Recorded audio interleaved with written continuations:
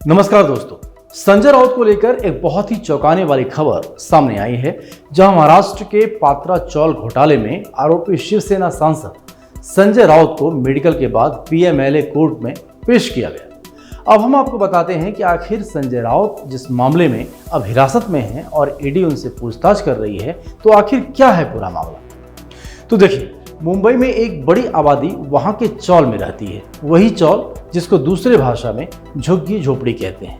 लेकिन ये मुंबई की चौल अन्य झुग्गी झोपड़ियों से थोड़ा ठीक ठाक व्यवस्था में रहती है। अब इस घोटाले की शुरुआत वर्ष 2007 से हुई है।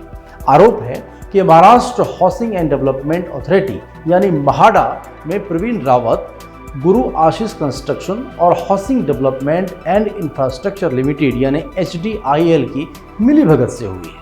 अब 2007 में महाडा ने पात्रा चौल के रीडेवलपमेंट का काम गुरु आशीष कंस्ट्रक्शन को दे दिया। यह कंस्ट्रक्शन गोरेगांव में सिद्धार्थ नगर में होना था। अब महाडा की 47 एकड़ जमीन में कुल 672 घर बने हुए थे। रीडेवलपमेंट के बाद गुरु आशीष कंपनी को 3500 से ज्यादा फ्लैट बनाकर देने थे।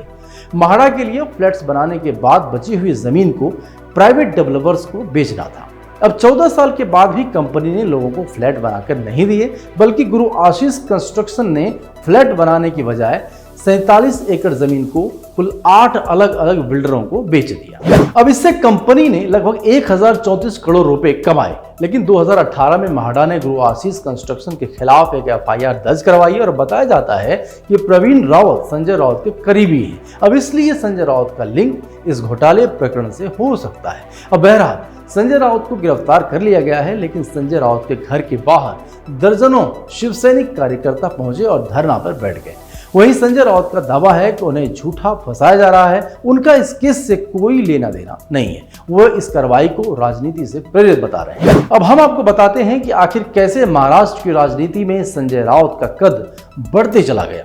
जो 80 के दशक में मुंबई में क्राइम रिपोर्टिंग किया करते थे। लोक प्रभाव पत्रिका में करियर की शुरुआत करने वाले संजय राउत को अंडरवर्ल्ड की रिपोर्टिंग का एक्सपर्ट माना जाता है। दाऊद इब्राहिम, छोटा राजन और अंडरवर्ल्ड पर लिखी उनकी रिपोर्ट्स की मुंबई में खूब चर्चाएं हुआ करती थी। वहीं रिपोर्टिंग की दुनिया में रावत का एक बड़ा नाम होता चला गया और वे बाला साहब ठाकरे की नजरों में आ गए। राउत का मातोश्री पर आना जाना बढ़ा और शिवसेना प्रमुख बाला साहब ठाकरे ने सिर्फ 29 साल के राउत को शिवसेना के मुखपत्र सामना का कार्यकारी संपादक बनने का ऑफर दे दिया। अब भला शिवसेना के इस ऑफर को राउत ठुकरा कैसे पाते और पिछले लगभग 30 साल से वो इस कार्यकारी संपादक बने हुए हैं। बाला साहब के जाने के बाद वो उद्धव ठाकरे के करीब आए। 2019 में जिस तरह से उद्धव ने कांग्रेस और एनसीपी के साथ मिलकर सरकार बनाई, उसके बाद से उन्हें शिवसेना का थिंक टैंक कहा जाने लगा। राउत के लिए कहा जाता है कि वे क्राइम रिपोर्टर होने के बावजूद कभी पुलिस चौकी तक नहीं गए और न ही कभी किसी खबर को लेकर पुलिस अधिकारियों से मुलाकात ही की। अब क्राइम रिपोर्टिंग करने वाले राउत की खबरों का सूत्रधार हुआ करता था दाऊद, जी हाँ, दाऊद इब्राहिम। चर्चा तो यह भी है कि दाऊद इब्राहिम कई बार संजय राउत को खबरें देने के लिए एक्सप्रेस टावर आया करता था। यहाँ दोनों की कैंटीन में बैठकर बातचीत किया करते थे। यह बात 1993 बम ब्लास्ट के पहले का है, जो कि अब सामने आया है। अब 16 जनवरी 2020 को पुणे में एक कार्यक्रम में संजय राउत ने खुद ये कबूला था कि दाऊद से उनकी मुलाकात हुई थी। उन्होंने कहा था कि दाऊद इब्राहिम को मैंने देखा था, उनसे बातचीत भी की थी, एक बार तो मैंने उसे फटकार भी लगा दिया था। सामना से जुड़ने के बाद संजय राउत ने अखबार में कई बड़े बड़े बदलाव किए। संपादकीय में ऐसी बातें छपने लगी जो शिवसेना की विचारधारा से जुड़ी हुई थी और धीरे धीरे यह अखबार बाला साहब ठाकरे की आवाज बन गया। वे संपादकीय को बाल ठाकरे की भाषा शैली में लिखने लगे। संपादकीय तो रावत लिखते थे, लेकिन उसे पढ़ने के बाद लोग समझते थे कि बाल ठाकरे ही लिख रहे हैं। सामना में ये प्रयोग काफी लोकप्रिय हुआ और आज भी अखबार के संपादकीय को शिवसेना का ऑफिशियल वर्जन माना जाता है।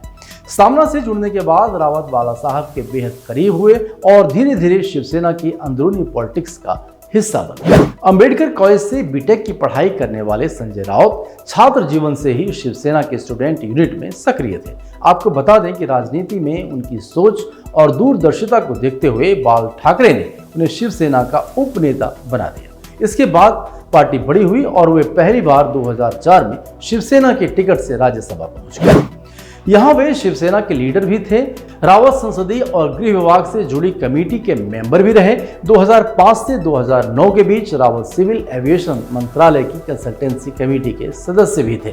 तो आपकी क्या है राय इस खबर पर, हमें कमेंट बॉक्स में लिख के जरूर बताइएगा। साथ ही यदि आपने अभी तक हमारे चैनल को सब्सक्राइब नहीं किया है तो प्लीज़ आप इसको सब्सक्राइब कर दीजिए और भी दोस्तों और रिश्तेदारों के बीच इसको शेयर कर दीजिए ताकि वो भी इस खबर को देख पाए। धन्यवाद।